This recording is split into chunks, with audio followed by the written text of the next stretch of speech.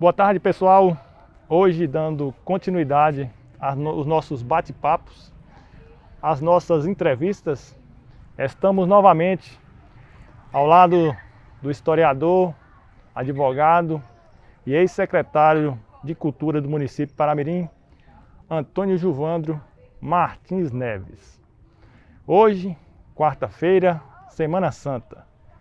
E o tema do nosso bate-papo é Quaresma e a Semana Santa em si.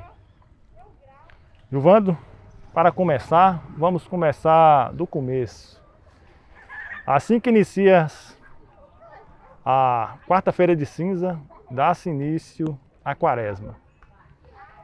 Antigamente, sabemos que é tudo bem diferente do que ocorre hoje nos atuais momentos.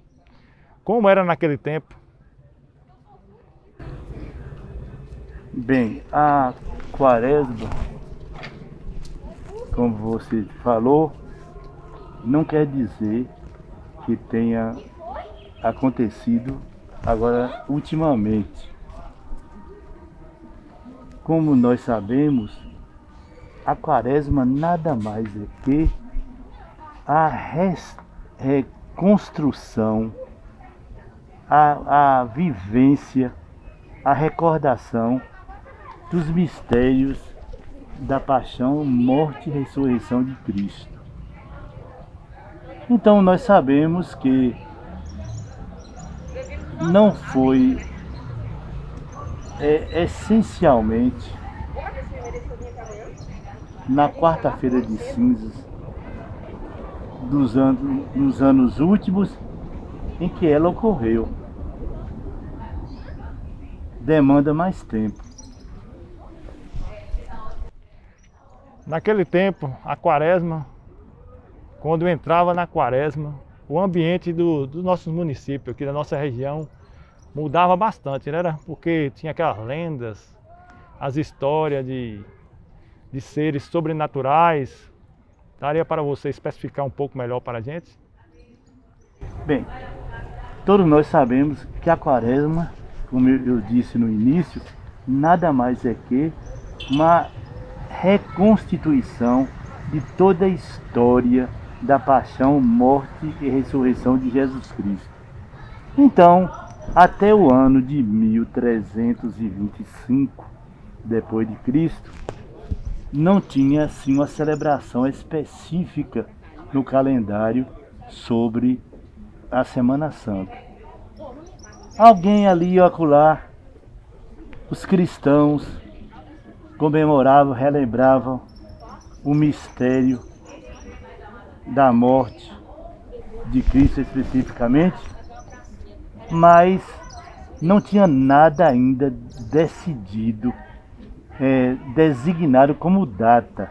Só foi em 325 depois de Cristo que Constantino resolveu designar datas para se celebrar esses grandes eventos religiosos, culturais em geral.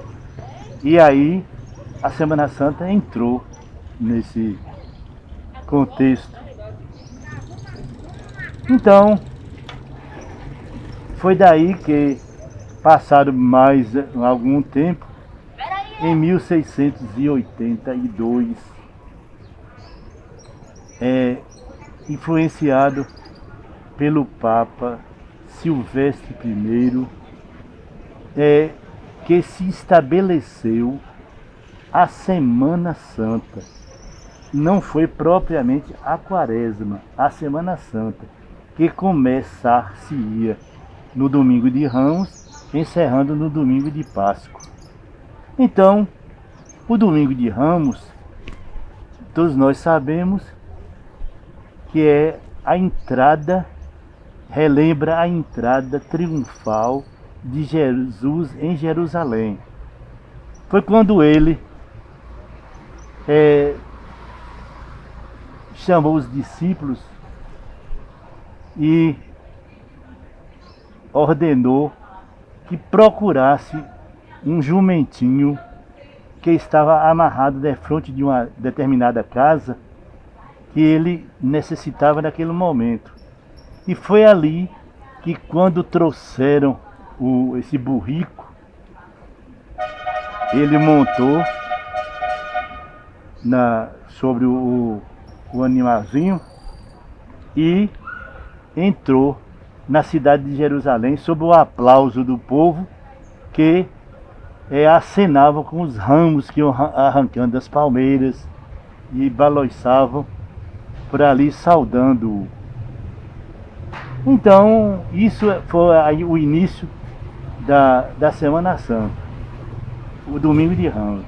Segunda-feira Santa, que foi anteontem, se meditava um outro episódio na vida de Cristo, que foi quando Maria lavou seus pés. Ele aceitou aquele gesto de humildade e de compreensão. Uma mulher que era vista na sociedade não de muito bom ângulo, veio lavar os pés do Cristo, do Rei do Universo. Na terça-feira, ontem, se lembra de quê? Do episódio da figueira. Esse episódio da figueira significa aquele fato em que Jesus, chegando em Jerusalém, com fome, com sede, ele se aproximou de uma figueira. Falou: ali eu vou degustar a fruta e matar a minha fome e a minha sede. Quando chegou lá, o que aconteceu? Não tinha nenhuma fruta. O que Jesus fez? Amaldiçoou a figueira, dizendo que ela jamais produziria nenhum fruto, mas a partir daquele momento. Isso quer dizer, não que ele fez isso por um gesto de maldade ou de vingança, mas para mostrar que ele tinha capacidade para poder ordenar aqueles que o perseguiam a não fazer mais. E eles obedeceriam, porque poder para ele, isso ele tinha. Hoje, quarta-feira Santa, que antigamente se chamava Quarta-feira de Trevas. Trevas é porque é a escuridão, é a hora da agonia. Então, aqui em Paramirim se celebrava a procissão do encontro. A imagem de Senhor dos Passos saía da matriz, a de Nossa Senhora das Dores saiu da Igreja do Rosário, acompanhada de mulheres, a de cá acompanhada de homens, e se encontravam. Depois havia uma meditação aqui de frente à igreja. E antes disso, essa procissão era tarde, e à noite tinha o chamado Ofício das Trevas. Era um canto muito doloroso, que introjetava assim no eu de qualquer pessoa, mostrando a dor, o sofrimento, a humilhação que o mestre sofria. Amanhã, quinta-feira santa, é o dia da ceia do Senhor. É o dia em que Jesus instituiu a Eucaristia, transformando o corpo, o pão e o vinho no seu corpo e no seu sangue. Quando ele disse: isto é meu corpo, isto é o meu sangue. Na ceia última, em que ele se realizou com os apóstolos. E sexta-feira da Paixão foi o dia do sofrimento, onde se ele entregou ao sacrifício da cruz, entre dois ladrões, recebendo as cusparadas, as bofetadas, as ironias e tudo enfim que pudesse abater a sua personalidade. Mas, como diz um certo teólogo, Yves Congar, ele diz que sempre depois da escuridão da paixão existe a manhã da ressurreição. O domingo, o sábado, foi aquele dia do silêncio, o dia em que as pessoas da época pensavam que tudo acabou no sepulcro.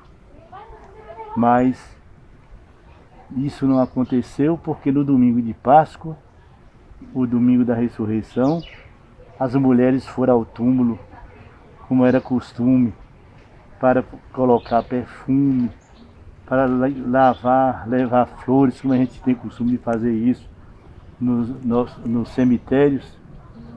Chegou lá, a porta estava meio aberta. E aí ela perceberam, ele não está mais aqui. E voltaram correndo e foram avisar os discípulos. Então, está dentro dessa semana o resumo de todo o contexto da paixão e morte de Jesus Cristo. Começado domingo, quando ele entrou triunfante, foi aplaudido, foi ovacionado pelo povo, aquele mesmo povo que na sexta-feira da paixão gritava: crucifica-o, crucifica-o. É esta humanidade. O senhor fez um belo resumo aí do que representa os últimos dias de Jesus na Terra, né? Retornando à Quaresma, a Quaresma representa os 40 dias que Jesus passou no deserto, tentado pelo diabo. Venceu e depois desenrolou toda essa história que o senhor acaba de mencionar. Aqui em nossa região, por exemplo, a Quaresma antigamente era tomada por histórias de assombração. Eu queria que o senhor falasse um pouquinho disso para nós.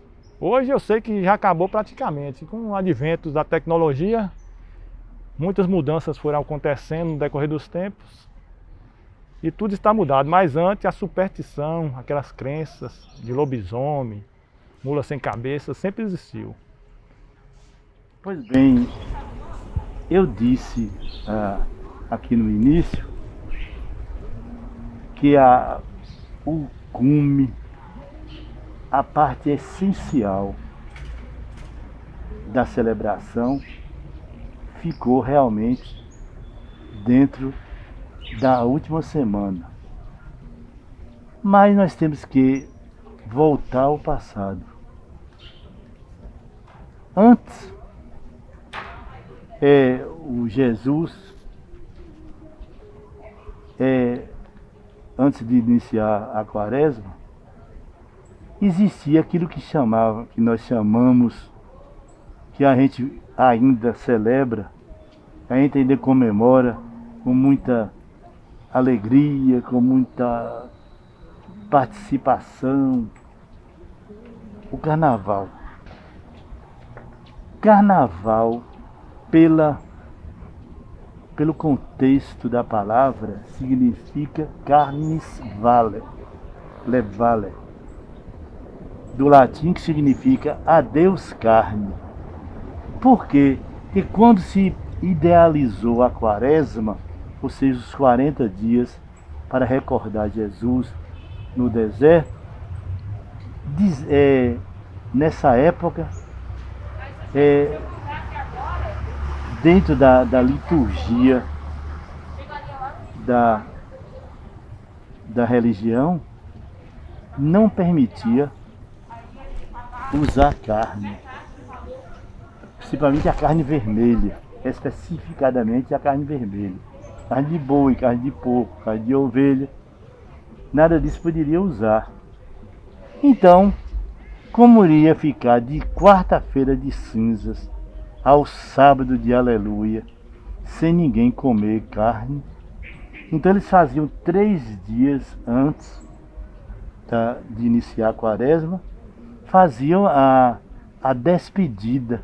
Então matavam boi, matava frango, matava carneiro, e aquela farra, aquela bebida, muito vinho, que naquela época não tinha cerveja, era vinho, muito vinho. E então comemorava esse tempo até chegar meia-noite. Quando chegava meia-noite da terça-feira, que hoje a gente chama de carnaval, encerrava-se tudo. Tanto que existe algumas religiões, inclusive o candomblé. O candomblé do dia da quarta-feira de cinza até sexta-feira da paixão, ela não bate mais o zabumba, a caixa, os instrumentos próprios da religião, é o silêncio. E aí o que aconteceu? Durante todo esse tempo, era um tempo, como até hoje continua, era um tempo de penitência. A quaresma, ela se centraliza em 3 pilares: oração, jejum e esmola, ou seja, caridade. Então o que é que acontece? A oração se faz, tanto a oração incrementada particularmente como nas igrejas, através das vias sacras, das meditações, dos retiros, e o jejum se pratica hoje obrigatoriamente quarta-feira de cinzas e sexta-feira da paixão. Antes era todos os dias. E a esmola, ou seja, a caridade, se faz a todo momento. Como a caridade? Dá apenas a comida, dá apenas um pedaço de pão? Não. A caridade no seu sentido mais abrangente. Caridade, quer dizer, como diz aquele grande teólogo, Baum Bultmann, ele dizia que a caridade é a vivência prática do amor. A caridade é o amor visível ao próximo. Então, o que é que acontece? As celebrações da quaresma prosseguem e, como eu disse, o ápice, a parte maior, mais proeminente, é a Semana Santa, que encerra com a maior festa, porque é a maior festa da quaresma, a maior festa da igreja não é a Sexta-feira da Paixão, não é o Domingo de Ramos, não é o Natal. A maior festa da igreja é a Páscoa. Até porque a própria Bíblia diz: se Cristo não ressuscitasse, seria vã a nossa fé. Aqui em Paramirim, começando pelo Domingo de Ramos. Antes acontecia como? Era procissão, tinha missa. Porque nos últimos tempos, geralmente acontece, uma procissão sai de um certo local, com o pessoal tudo com os ramos na mão, e vem para a igreja. Antes acontecia do mesmo jeito? Não, teve umas mudanças para justamente se amoldar a certa realidade. Por exemplo, eu me recordo que era sempre de manhã. Era dia às 9 horas da manhã que se realizava essa missa. E tinha ao redor da igreja, assim, fazia uma procissão ou dentro da igreja com os ramos. Depois do Concílio Vaticano II, que iniciou em 11 de outubro de 1962, mudou-se a liturgia de uma maneira assim radical e passou para ser mais à noite, porque facilita em tudo a presença dos cristãos, dos católicos, porque hoje nós estamos num mundo de trabalho com muita diversidade, os horários, a escola. Então, certos atos não se pode celebrar num horário desse, porque vai de encontro à celebração, que não há espaço para isso. E a noite já é mais tranquila, as pessoas participam de uma maneira mais efetiva e afetiva. Já na Sexta-feira Santa, até hoje ainda temos essa tradição de subirmos a serra para irmos até o cruzeiro na Via Sacra. Eu lembro que antigamente, eu, quando criança, em Água Quente, era o Cardoso, que era Água Quente, subia o pessoal, as mulheres, com as suas ladainhas, com as suas rezas, e ia parando em cada estação. Hoje, se existe em algum lugar espaço aí. Em Érico Cardoso mesmo já acabou, aqui em Paraná acredito que não tenha. Fala um pouquinho para nós dessa tradição de subir a serra. Essa tradição de subir a serra é o que se chama de Via Sacra. Via Sacra quer dizer caminho sagrado. Então tinha 14 estações e cada uma tinha um texto que você meditava. E aí o que acontece? Geralmente se fazia em cima de morros, nas serras, assim nesses lugares mais distantes, que eles queriam unir o útil ao agradável, quer dizer, unir o texto com o contexto, formando um pretexto. Qual pretexto era esse? Justamente juntar o sacrifício, a penitência com a oração. Aqui, ainda nesses 2 últimos anos, talvez tenha arrefecido devido a essa pandemia que nós estamos vivendo aí, mas tinha a celebração da Via Sacra do Morro de Canabravinha, do Morro da Várzea, que era na Sexta-feira da Paixão. Tinha a Via Sacra do Morro da Gamileira, que era na Quinta-feira Santa. Tinha a Via Sacra do Morro de Pau de Colher. Tinha a Via Sacra no Morro da Pedra da Santana, que é na Sexta-feira da Paixão. E aqui iniciou-se uma época, uma Via Sacra no morro aqui do Cruzeiro, o Morro da Televisão. Depois arrefeceu. Não sei se por acomodação do povo, não sei o que não pegou muito bem, mas esse ritmo, essa fé, esse costume ainda existe. Embora bem diminuído, até porque, como você mesmo falou, a juventude está visando outros aspectos, outros horizontes. Às vezes até acham isso uma cafonice, acham que isso é uma coisa do passado, mas não sabe que Jesus Cristo é uma verdade velha, mas sempre nova, como dizia Santo Agostinho.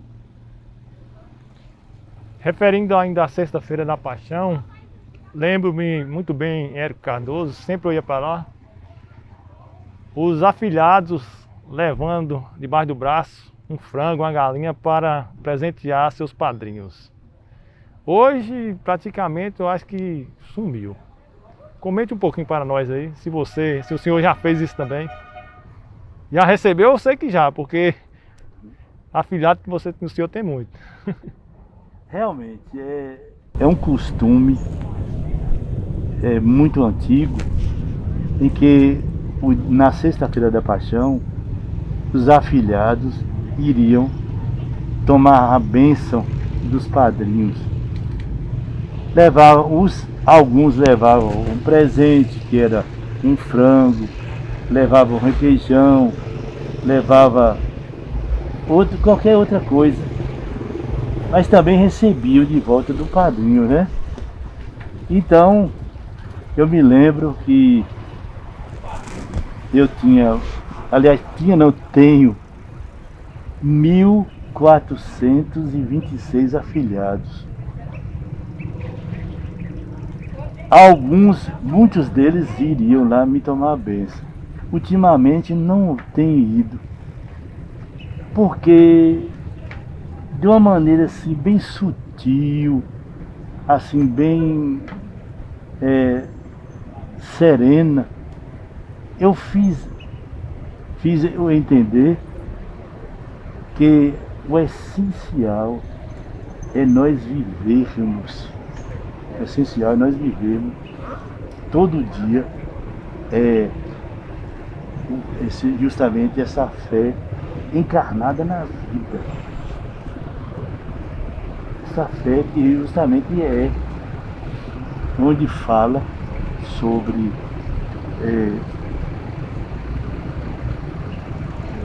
amizade.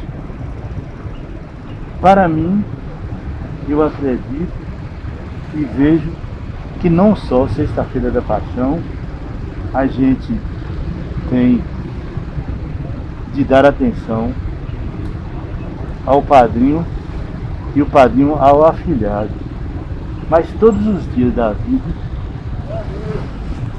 em todos os dias da vida, cabe a gente, até porque no momento em que eu assumo um afilhado, no momento em que eu assumo alguém para batizar ou para crismar, naquele momento é como se eu estivesse assumindo um filho,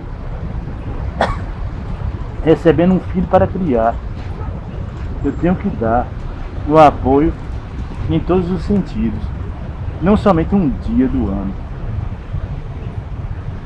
E eu achava interessante a reverência, ainda acho que mesmo assim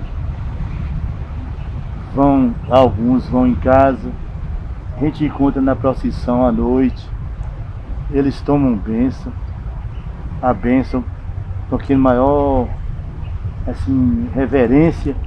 Inclusive nos primeiros tempos assim, eu chocava, me deu um impacto quando eu me lembrei que eu tive numa roça aí, tinha uns afilhados que vinham de bicicleta ou de moto.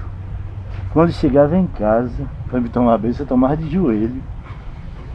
Eu achava aquilo assim é um impacto, é impactante, né? Realmente você vê um jovem hoje ajoelhar diante de você assim, mas a gente tem que respeitar, porque cada pessoa tem o seu costume, tem o seu uso, é cultural, é um ato cultural, não só afetivo, mas também cultural. Seguindo com a nossa Sexta-feira da Paixão, aqui em Paramirim, tinha um grupo de teatro, não sei se tem ainda, onde o senhor sempre representava Jesus Cristo nessa Praça Santo Antônio. E era uma apresentação que já estava na cultura do nosso município. Todos os anos, na Sexta-feira da Paixão, à noite, tinha aquela encenação bonita. Porém, de uns tempos para cá, acabou. Gostaria que o senhor fizesse algumas considerações sobre o grupo, quando começou, como é que acontecia e o porquê chegou ao fim. Olha, eu fui inspirado quando eu estive na Nova Jerusalém para assistir, antes dos anos 80, e conservei no meu coração aquele desejo de fazer aqui. E convoquei um grupo de jovens, de amigos, e tentamos. E começamos a ensaiar, e vamos falar, não, se não der certo, o que valeu é a intenção.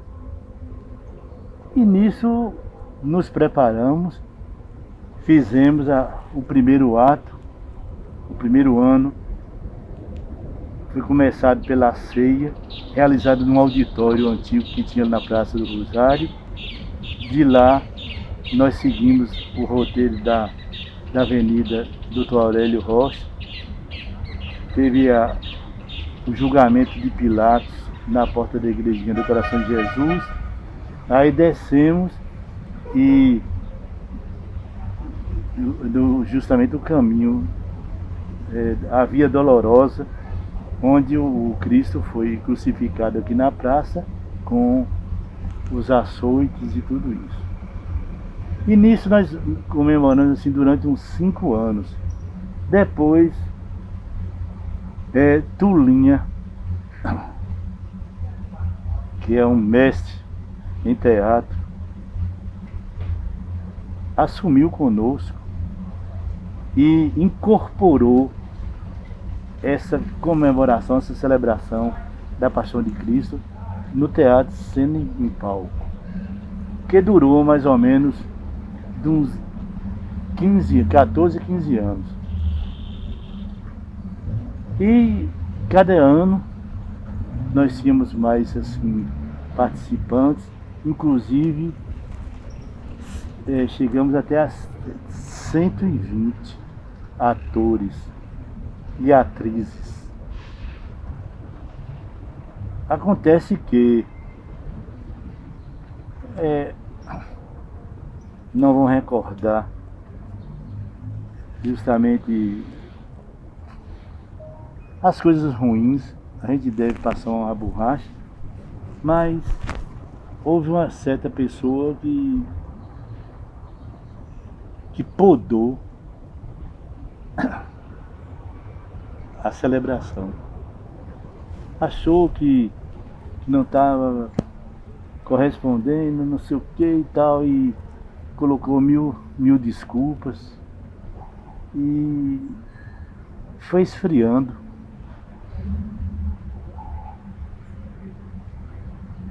Inclusive chegaram ao ponto até de dizer que tinha personagens que fisicamente não tinham o aspecto dos próprios personagens da época. O próprio Cristo, né? Eu cheguei a ouvir dessa pessoa que Cristo não era gordo assim não. Entendeu? Onde é que está isso na Bíblia? Onde está na tradição? Então, a gente também não pode se eternizar em determinados aspectos, e por isso faltou assim um estímulo para que fosse mais adiante. E parou, e que eu não quero dizer que terminou, porque nós temos elementos aqui extraordinários que poderiam fazer. Agora tem que ter uma iniciativa de um grupo que repita, mesmo que tenha que mudar alguns contextos da celebração, quer dizer, colocando dentro da realidade dos tempos modernos. Mesmo assim, não tem, eu acho que não tem um sucesso de final, de destruição. Pelo contrário, eu acho que a esperança está aí, né? É Michel Quast diz que a tempestade pode terminar com as neves e as flores, mas jamais ela consegue destruir as sementes. A semente está aí. Entrando no sábado de Aleluia. Ultimamente, aí nos últimos anos, aqui em Paramirim tem a procissão do fogo, faz uma fogueira na Praça Castro Alves. Depois o pessoal vem com as tochas, entra na igreja com as luzes apagadas. Tem uma bonita cerimônia. Antigamente, eu ouvia meu pai contando que existia um negócio chamado de matracas. Quando a Aleluia chegava, não sei se era meia-noite. Você se lembra desses casos? Sim, matraca. A matraca é o seguinte: era um instrumento de uma tábua, e nessa tábua tinha uma argola pregada na tábua. Então a pessoa que acionava sacudia e tinha aquele som rouco, porque pela liturgia da igreja, de quinta-feira santa até o momento do sábado de Aleluia, não se pode tocar o sino. Então, para poder dar um sinal de que tinha que fazer qualquer gesto, qualquer genuflexão, ou chamar o próprio povo para vir à cerimônia, balançava a matraca. E a matraca era aquele som assim, muito rústico, que não tinha o embelezamento de um sino, né? A matraca serviu muito tempo para isso. Quanto ao domingo de Páscoa, ressurreição de Jesus, acredito que antigamente o pessoal tinha mais fé, né? Era mais devoto, respeitava mais. Ultimamente parece que tem perdido muito isso. Não sei se é por causa da tecnologia, dos meios digitais, da televisão. O senhor poderia explanar um pouquinho para a gente, sua opinião? Bom, a minha opinião é o seguinte, que no sábado de Aleluia, que chama o sábado santo, é onde tem esse cerimonial que você falou, inclusive do fogo, a bênção da água e outras realizações no próprio, dentro da própria celebração da missa. Então o que acontece? Aleluia, o pessoal criou essa ideia de que Aleluia aparece. Aleluia está aparecendo. E eu me lembro quando eu era pequeno, a gente vinha para a igreja aí e a missa era de manhã, a da Aleluia, e o padre bem-vindo. Então, todo mundo trazia uma vasilha de água para olhar. Eu não sei o que a gente via, mas via alguma coisa e dizia assim: Aleluia apareceu, graças a Deus, agora o mundo não vai acabar. Então, criou esse mito que Aleluia vai aparecer. O que é Aleluia? Aleluia é alegria. Não tem nada de aparecer dentro da água. Mas começou justamente juntando uma série de superstições em torno da quaresma. Até porque o espaçamento cooperou para isso. Quando era muito tempo, primeiramente, na quaresma, como eu disse antes, não se comia carne. A carne vermelha. Por que não comia carne vermelha? Porque era pecado para aquela época era pecado. Mas a carne, por quê? Que simbologia tem da carne? A simbologia é que a carne vermelha, ela mina sangue. Quando se corta, ela às vezes fica até pendurada nos varões, pingando sangue. E aquilo ali relembrava o sangue que Jesus pingou, derramou. E por causa disso, separam esse uso, cortaram esse uso. Aí por que peixe também não tem vida? Sim, o peixe tem vida, mas você não vê peixe pendurado, derramando sangue. Além do mais, é o seguinte, o peixe era o alimento essencial do Cristo. O Cristo assava o peixe na margem do mar de Tiberíades. Na época do Sermão da Montanha, ele perguntou aos discípulos o que é que tinha para dar a comer aquele povo. Então ele disse: tem os pães e os peixes. Entendeu? Então, no caso aí, não é dizer que é porque comer carne é pecado. Aliás, hoje até um pecado é o preço, né? Porque o preço que está aí, um pobre mesmo não pode comer carne, comer come. O senhor falando aí de peixes, me veio a lembrança daquela tradição de levar comida para os peixes na sexta-feira. A gente tinha essa tradição, chamava levar comida para as piabas. Quando Né? terminava de almoçar, levava as marmitas com a comida para dar as piabas aí, onde hoje é o balneário. Jogava lá, e aqui as outras pessoas nos outros lugares jogavam nos tanques, nas lagoas. Aí a gente sempre ia aí, jogava e as piabas vinham comer. Então ali que é um gesto de caridade para com os peixes, de um modo em geral.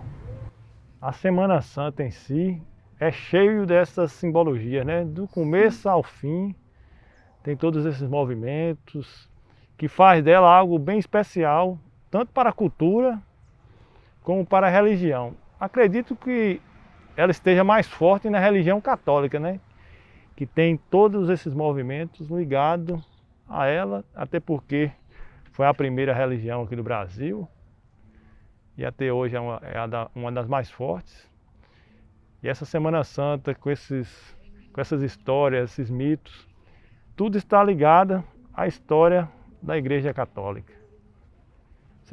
O senhor teria alguma coisa para acrescentar?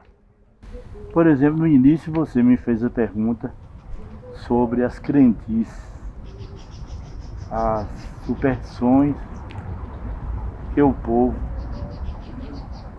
lançou, entremeou com a realidade da própria simbologia e da própria liturgia da Semana Santa e da Quaresma. Uns acreditavam no lobisomem. O que era o lobisomem? O lobisomem, nós sabemos que é alguém que era um homem que isso aconteceu pela primeira vez na Grécia Antiga. O lobisomem tem como origem a Grécia Antiga. E por que o lobisomem surgiu? O que era o lobisomem? O lobisomem era o seguinte: ele aparecia, uma determinada pessoa, determinado homem, aparecia, transformava-se, principalmente no dia de lua cheia, em um lobo, a metade lobo, a metade homem, por isso lobisomem. Lobisomem quer dizer lupus homine, quer dizer o lobo e o homem. E ele, o que o ideal, o mito, a realidade dele era para quê? Justamente para alimentar, matar e alimentar do sangue das suas vítimas. Ele saiu procurando a quem eles poderiam atacar, justamente na noite. Eu conheci aqui o senhor que chamava Olímpio. Muitas pessoas que conheceram. Morava naquela região ali próximo do Colégio Paramirim. Tinha uma casa ali. A esposa dele chamava Alice, era uma velhinha simpática. E ele morava lá também. E tinha 2 gansos e um buzeiro no quintal. Assim, o quintal dele era aberto. E aqui em Paramirim a tônica, a conversa dessa época era que ele se transformava em lobisomem. E todo mundo tinha um medo dele danado. E realmente eu não tinha assim. Quando eu passava, sempre eu passava lá, ele me dava um gol, assim, mas na época fora de Semana Santa, né? A gente tinha o receio dele, olhava assim, era um senhor alto, magro. Então tinha várias versões na história sobre o lobisomem. O lobisomem existiu para matar, o lobisomem existiu para destruir, o lobisomem existiu como se fosse uma praga. E então essas várias versões deles conseguiram criar esse mito que muita gente de igreja mesmo acreditava. Depois, a mula sem cabeça era outro mito da quaresma. O que era a mula sem cabeça? A mula sem cabeça era um mito, um personagem que aparecia o corpo e a cabeça era de fogo. Então, por que acontecia isso? Aí tinha aquela lenda que tudo isso surgiu porque uma mulher ficava o tempo todo tentando um padre. E como ela fez essas tentativas lá e conseguiu isso, era um pecado, porque o padre é celibatário. E ela fez isso até que ela foi condenada, recebeu essa pena, porque ela fez esse trabalho assim de conquista, né? A figura da mula sem cabeça também existiu no outro aspecto, que as pessoas, por exemplo, acreditavam que os pais tinham muitos ciumentos daquela época, tinha receio de que as filhas dormissem com o namorado antes de casar. Então, aproveitou dessa imagem da mula sem cabeça para dizer que quem fizesse isso tornar-se-ia uma mula sem cabeça. Então diz que a mula sem cabeça dava berros terríveis, dava patada nas pessoas, mordia, como também o lobisomem. Inclusive, para rebater o lobisomem, eles tinham uma técnica, diz que o lobisomem só mataria o lobisomem para quebrar o encanto depois, se usasse qualquer instrumento que tenha prata, ou uma faca de prata, ou um chicote de prata, que tivesse prata, só aí que ele conseguiria desvendar, desbaratar a imagem do lobisomem.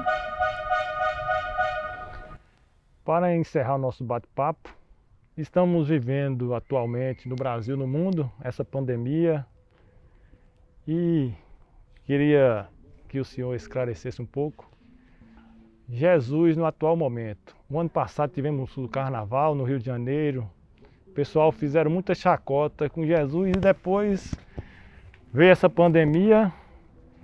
Até o momento parecia que o pessoal estava esquecendo da mensagem de Deus, de Cristo. Depois veio a pandemia e agora parece que o Cristo voltou com mais força para mostrar que o poder não é nosso, e sim lá do céu. Para o senhor, Jesus está mais vivo do que nunca? Antes de lhe responder essa pergunta, eu ainda teria que falar outra faceta do folclore aqui em Paramirim. Existia aqui a chamada encomendação das almas, que foi um costume que veio da Península Ibérica na época do século XVII. Então, onde as mulheres ou os homens, ou quando era mulher era só mulher, quando o homem só mulher, sairiam na meia-noite da quaresma, embrulhados com um lençol branco, e rezavam nas encruzilhadas. E nessa encruzilhada eles pediam pelas almas e diziam o seguinte: que ninguém poderia, quando cantasse, saísse, não poderia abrir a janela para poder ver, nem levantar da cama, só se estivesse participando do grupo. E não podia também olhar para trás, porque se olhasse para trás, via que várias almas vinham acompanhando. Então, teve essa crendice, e eu já fui até algumas encomendações de alma para poder assistir, e muito piedosas e tal, dirigido por Dona Regina de Maroto e outras pessoas aqui, os cantos muito bonitos. Agora também terminou, não vejo falar mais que existe. E quando você me fala sobre a pandemia, se a pandemia deve-se à situação da chacota que fizeram com a imagem de Cristo no Rio de Janeiro, no carnaval, eu não concordo por um aspecto. Primeiro, eu acredito num Cristo Redentor, num Cristo Salvador, num Cristo que é amor, como ele mesmo disse, Deus é amor. Eu não acredito num Cristo vingança, eu não acredito num Cristo vingativo, eu não acredito num Cristo de chicote armado. Eu acredito num Cristo que estende a mão e ajuda. Também não poder-se-ia colocar a culpa somente e exclusivamente nos foliões do Rio de Janeiro. Até porque a pandemia, essa praga cruel que está aí, ela tem origem na China. É uma praga chinesa. Não é carioca nem baiana. Ela veio de lá e foi infestando o mundo. Agora, o que pode se admitir, o que nós podemos entender, ou mesmo meditar, é que ela pode ter havido como um puxão de orelha, porque nós geralmente não estamos mais orando, não estamos mais meditando, nós não estamos mais lendo a Bíblia, nós não estamos mais participando das celebrações. Mas não é só isso, porque orar não é simplesmente balbuciar as palavras com os lábios. Orar é promover alguém, é ajudar alguém, é estender a mão a alguém, é colaborar com alguém, é perdoar alguém. Oração é isso e mais do que isso. Até porque o próprio Cristo disse no Evangelho de Mateus, capítulo 25, versículo 40, que o que fizerdes a um desses meus irmãos mais pequeninos, a mim o fizestes. Então, quantas pessoas estão sofrendo por aí fora?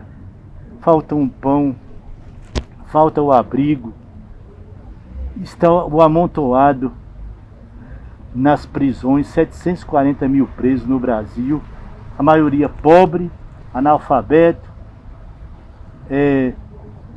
sem família constituída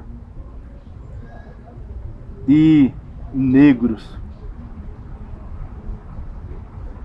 Fala-se às vezes na situação que o mundo está vivendo, mas há poucos dias nós vimos em Salvador, na sexta-feira passada, matar um ex-policial, o Wesley Soares Góes,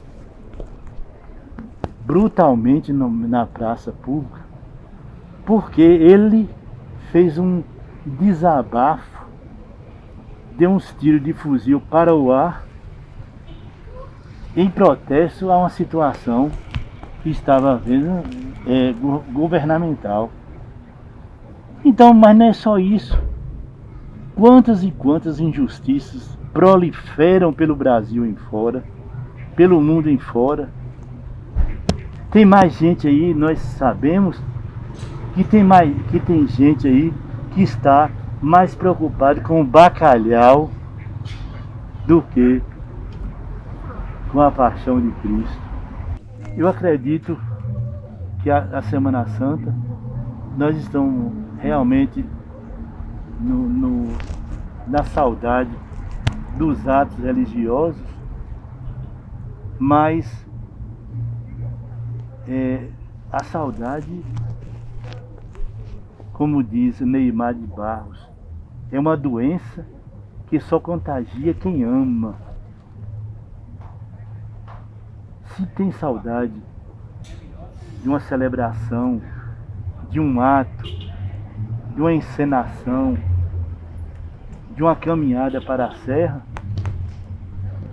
e não pode, por questão até de saúde, questões sanitárias, façamos a nossa celebração em casa, no interior, estendamos a mão a alguém, ajudemos a alguém. Tem muita gente precisando de nós. E hoje, nessa encenação, encerramento aqui da Noite das Trevas, hoje, onde se cantava, em toda a igreja, e se canta pelo mundo em fora, aquela música Stabat Mater, quer dizer, estava a Mãe Dolorosa. Eu posso cantar um pedacinho? Com certeza. Estava a Mãe Dolorosa junto ao pé da cruz chorosa, enquanto o filho sofria, enquanto o filho sofria. Mãe de Jesus traspassada de dores aos pés da cruz, rogai por nós, rogai por nós, rogai por nós a Jesus. Rogai por nós, rogai por nós, rogai por nós a Jesus.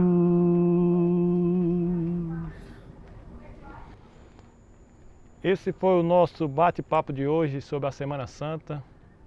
Queremos agradecer mais uma vez a colaboração de Antônio Juvandro por estar sempre nos ajudando aqui em levar mais conteúdo para vocês no YouTube e no nosso site focadoemvocê.com.